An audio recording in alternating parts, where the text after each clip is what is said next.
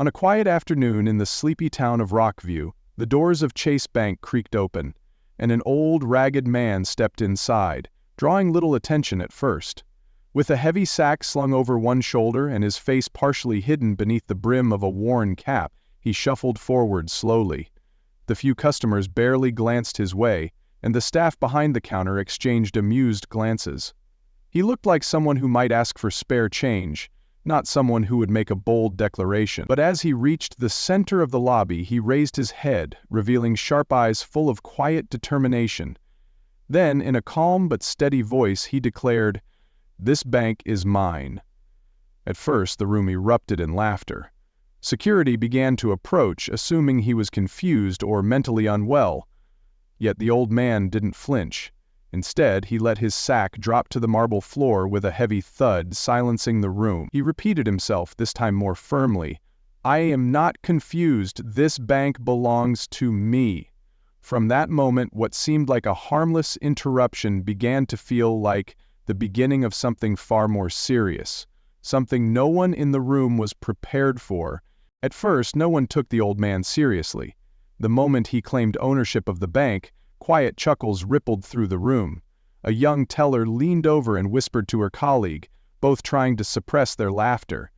The security guard, a broad-shouldered man named Stephen, folded his arms and stepped forward, smirking as if dealing with a confused elderly man was part of his routine. Even the bank's branch manager, Mr. Temp, a well-dressed professional in a gray suit, smiled politely and tried to calm the situation. "Sir, do you have an account with us?" he asked in a tone one might use when speaking to someone lost or mistaken.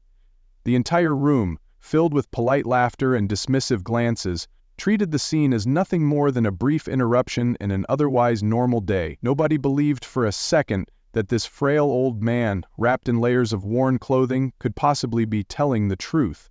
He looked like a relic from another time, a stranger chasing a fantasy.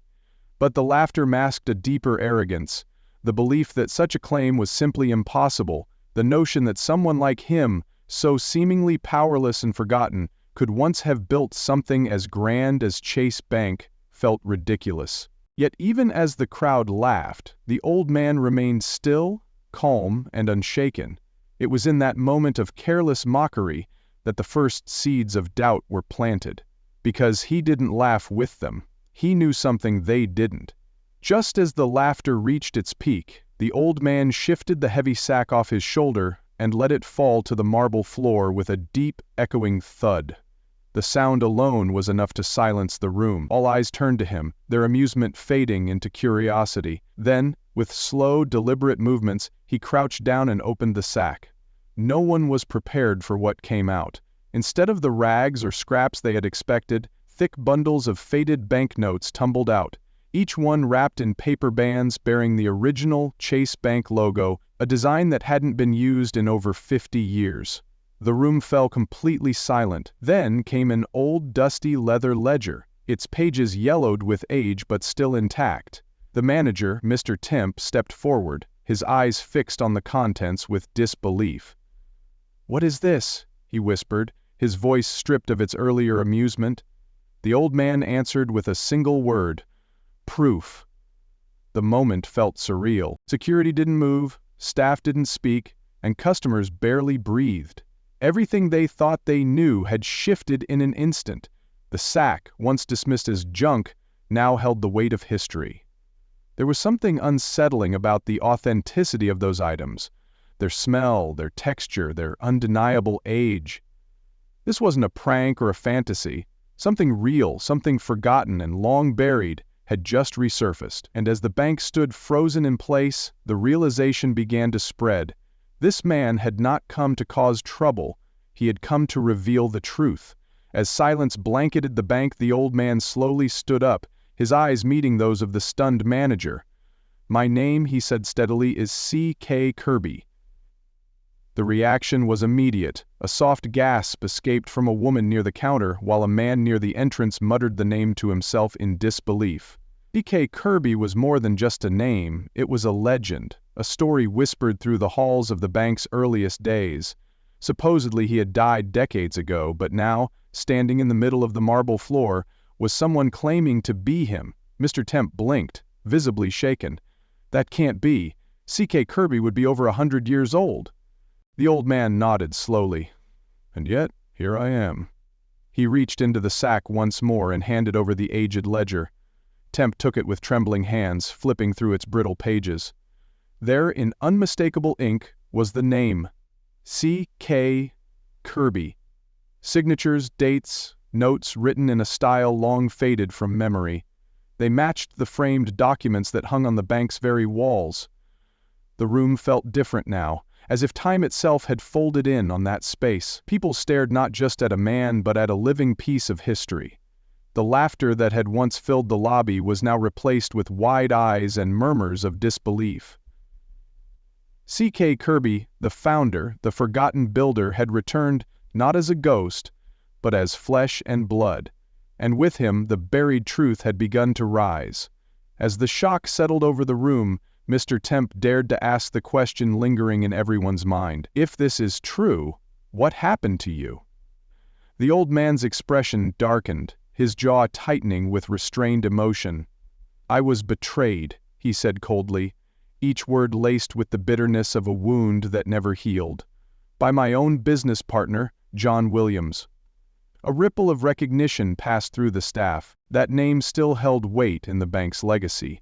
"We built this place together. We were friends, brothers almost. But greed—" He paused, letting the word hang in the air like smoke.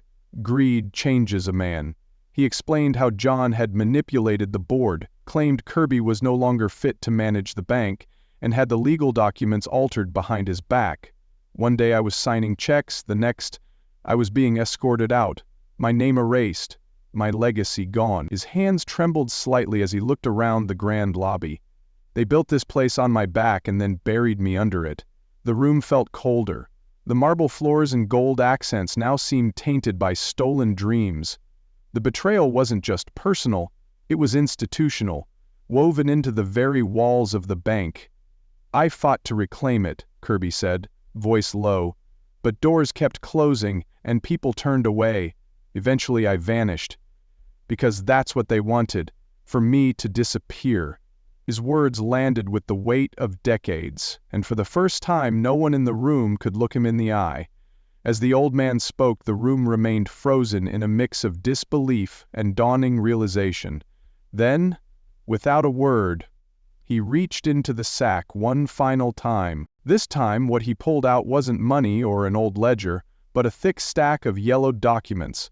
His hands, though aged, were steady as he offered them to Mr. Temp. The manager hesitated, then took them carefully. The papers were brittle but clearly authentic, stamped, notarized, and filled with signatures, some of which looked hauntingly familiar. As Temp read, his expression changed. His eyes moved quickly over the text, then slower, as the weight of each line sank in. Finally he looked up, his voice barely a whisper. These documents show that you never sold the bank." Kirby gave a small nod, quiet but firm. "That's right." Temp turned slowly to glance at the framed certificates hanging behind the counter, bearing the names of the Matt family, the supposed owners of Chase Bank for generations. But the signatures on those certificates matched the ones in the old man's documents. It was undeniable. "If these are real," he muttered, more to himself than anyone else, "then this bank was stolen from you." A murmur ran through the room. The papers told a story no one could ignore, one of betrayal, loss, and a rightful claim buried for decades. No longer just an old man with a wild story, C.K. Kirby now stood as the rightful owner of the very building they all worked in.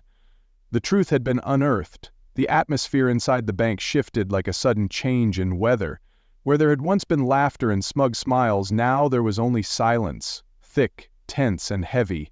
Employees who had chuckled moments earlier now stood stiffly behind their counters, their eyes darting between the old man and the documents in Temp's hands. The security guard, Stephen, lowered his hand from his belt, no longer seeing a threat, only a man who had carried the truth on his back for decades. The customers, who had ignored the scene at first, now leaned in, whispering to one another, their faces painted with uncertainty and quiet shame. Something about the way Kirby stood, steady, weathered but proud, began to break down the disbelief. This wasn't a joke. This wasn't a delusion. This was injustice. one that had lived in silence for over half a century. And now, it was standing in the middle of the lobby, staring back at them. The grandeur of the building, the marble floors, brass fixtures, high ceilings, all seemed different now, like ornaments hiding a darker truth. One by one, people began to recognize it. The man they had mocked was not just a relic of the past, but the very foundation of the place they stood in. The weight of that realization settled heavily over the room. Respect began to replace doubt, sympathy began to replace mockery, and for the first time in a very long time, C.K. Kirby wasn't invisible anymore. He was being seen, heard, and remembered. For a long moment, no one moved. The truth hung in the air like a dense fog, pressing down on everyone in the room. Then, in an unexpected gesture, a young teller stepped forward. Her hands trembled slightly as she bent down and picked up one of the old, faded banknotes that had spilled from Kirby's sack. She studied it for a moment, as if holding something sacred, more than just paper, but a piece of forgotten history. Then, gently, she placed it on the counter, right in front of the old man. That single act, quiet and deliberate, broke the stillness. Another employee followed, then another. One by one they stepped forward, not to question, not to challenge, but to acknowledge. Each placed a piece of Kirby's past on the counter, forming a small tribute of paper and quiet respect. No one spoke. They didn't need to. In their silent gestures, they offered what the world had denied him for decades: recognition. Even Stephen, the security guard who had once stood ready to remove him, lowered his stance and gave Kirby a slow, respectful nod.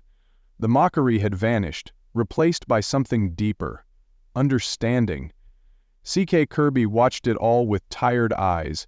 He had carried the burden of truth alone for so long, and now, for the first time, others were carrying it with him. In that moment, he didn't need speeches or apologies. Their actions said enough. He had been erased, but now, piece by piece, his legacy was being restored. As the quiet tribute unfolded before him, C.K. Kirby stood still, his expression unreadable, yet deeply present. He had not come expecting applause or instant justice. He knew better. He knew that the road ahead would not be easy. The bank's current owners, the powerful Matt family, would almost certainly deny everything. They would claim the documents were forged, drag the matter into endless courtrooms, and use time itself as their shield. But none of that mattered, not right now, because the most important thing had already happened. The truth was out. For the first time in decades, someone had listened, someone had believed, and more importantly, someone had seen him, not as a ghost from a forgotten past, not as a madman or a nuisance, but as the man who built it all. As Mr. Temp stood frozen, still clutching the documents, Kirby knew this moment would not be erased. It would echo, whispers would spread, questions would be asked, and the carefully constructed story of the bank's history would begin to crack. He may not live to see the final verdict, but he had already claimed a greater victory, the moral one, the kind of justice that doesn't need a courtroom to be felt. Outside, life continued as usual. Cars passed, the sun dipped lower in the sky, but inside the bank, everything had changed. C.K. Kirby had come with nothing but memory, truth, and proof. And though the legal fight was yet to come, in the hearts of those who witnessed this moment, he had already won. This story reminds us that truth, though often buried by time and power, never truly disappears. C.K. Kirby's journey is not just about reclaiming a building. It's about reclaiming dignity, identity, and justice long denied. For older generations, it speaks deeply to the value of perseverance. Kirby was forgotten, erased from history by those who sought to profit from his silence, yet he never gave up. His quiet strength and unwavering belief in the truth are powerful lessons for all of us. In a world that often moves too quickly, where age is overlooked and memories fade, this story reminds us that the past matters. Our stories matter. And even if society forgets, it doesn't mean we are finished. What we build, our legacy, can still rise again. It teaches us that sometimes the greatest victories are not won in courtrooms but in hearts and minds, when people finally open their eyes to what is right. C.K. Kirby's quiet courage is a testament to the enduring power of truth and the human spirit. No matter how old we are or how forgotten we may feel, we are never too late to be heard, to be seen, and to make a difference.